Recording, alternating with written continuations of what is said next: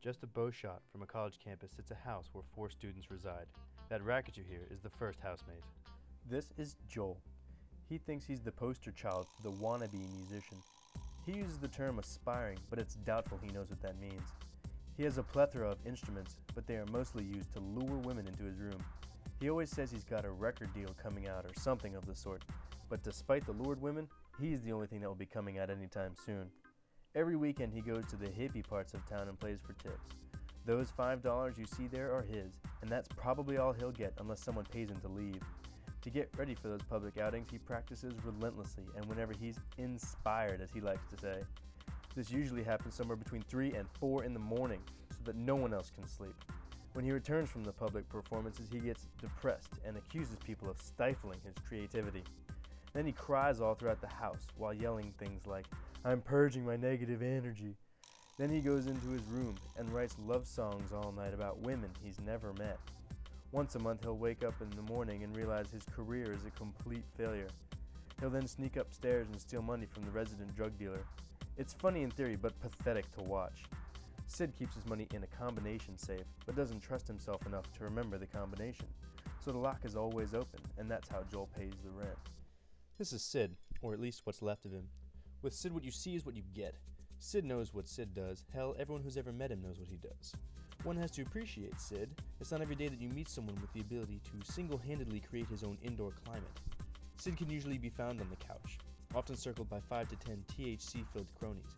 Together they spend most of the day enjoying the finer points of life, while watching anime, although none of them understand Japanese. When your family is responsible for almost half of the alumni donations, you don't exactly have to worry about your GPA. Sid's last name alone is the sole reason that 3 possession with intent charges against him were dropped just last year. It's not that Sid feels the need to live in a skewed reality, it's just that Sid and sobriety go together like Chuck Norris and good acting. This makes Sid's high points of the day comparable to mild comas for others. Sid is usually found outside on the rarest of occasions. Once a week he runs down to the Rastafarian store in the shadiest part of town to stock up on essentials. He usually keeps about half of what he buys, and then, being the philanthropist that he is, reinvests what's left back into the community. He's quite the entrepreneur. As long as there's a market, Sid's selling, and selling hard. That guy, buying the uppers, let me tell you about him. Picture the most common elements of any good party. The booze, the stimulants, the sexual tension, the bad remixes of pop 80s music. Personify all these aspects, and this is what you end up with. Derek. The kid's entire existence would play along perfectly to a Duran Duran album. The most important thing going on in Derek's life is himself, or to be more specific, his looks. Every morning he does this whole routine to get himself looking just right. Facial cleansers, skin exfoliates, alcohol-free lotions infused with apricot. He's a walking Estee Lauder ad. And if even a single strand of hair should fall out of place, he has no qualms about stopping whatever he's doing in order to fix it. Every night he's headed to some new club or hotspot in a desperate attempt to coax some drunken college girl back to his lava lamp-filled pad using his impeccable hair and pseudo-hip phrases such as "rock on" and "that's hot." Plus the kid's just got a natural charm about him. Once back at his lair, Derek's trap has long been sprung and there's no resisting him. During Derek's relentless efforts to pleasure his women, the perfect opportunity is presented for Peter to sneak into the room and satisfy his needs for women's underwear.